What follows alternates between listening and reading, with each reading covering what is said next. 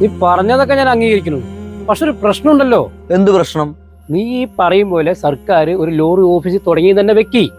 അവിടെ ഈ കൈക്കൂലി പോലുള്ള കാര്യങ്ങൾ നടക്കില്ല എന്ന് ആര് കണ്ട്?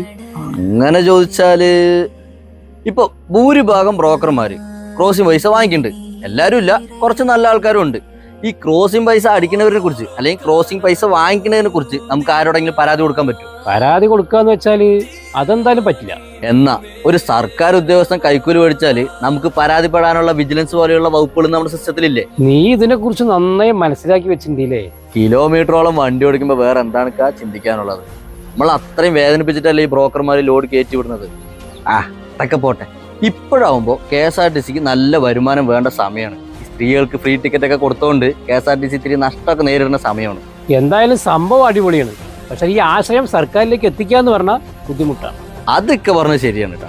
കാരണം നമ്മളെ പോലെ സാധാരണക്കാർ വിചാരിച്ചാലൊന്നും നടക്കാൻ പോകില്ല.